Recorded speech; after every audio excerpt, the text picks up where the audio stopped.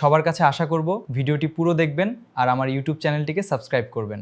ধন্যবাদ। ভাইরে, এই পোলাটাকে কি কোনোভাবে একটা নোবেল দেওয়া যায় না? না মানে এই পোলা একটা জীবন্ত প্রতিভা।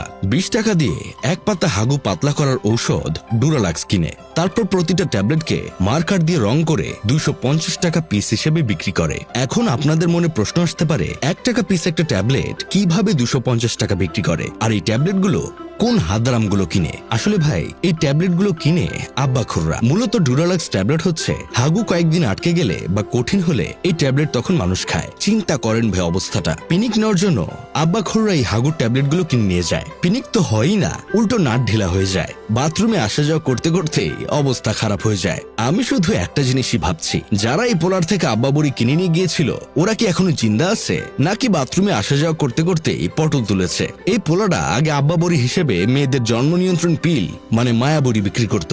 এখন ব্যবসা কিছুটা আপডেট করার জন্য হাগুর ট্যাবলেট বিক্রি করছে। তার একটা বন্ধু আছে, নাম সায়েন্টিস্ট। সে নাকি তাকে এই কাজে সাহায্য করত। তবে এক হিসাবে বলা যায় এই ছেলেটা সমাজের উপকার করছে, আব্বাখুরদের জনমের শিক্ষা দিচ্ছে। অলরেডি এই ছেলেটা 4 বার জেলে গেছে, এখন পুলিশ আবারও ধরে নিয়ে গেছে। আমরা এমন প্রতিভাবান ছেলের মুক্তি চাই। এই ছেলেটা সমাজে যত বড় উপকার করছে ততটা উপকার তো বিএনপির নেতাকর্মীরাও এখন পর্যন্ত করে নাই। এইসব দেখে আমার বন্ধু কেরামত বলতেছে, কি দিন আসলো, মানুষ যে একটু শান্তিতে পিনিক নিবে তারও উপায় নেই। সবখানেই শুধু ভেজাল। কোনো আব্বাখুর যদি এই পোলারে পায় তাহলে ওরে মারবো কম, দৌড়াইবো বেশি।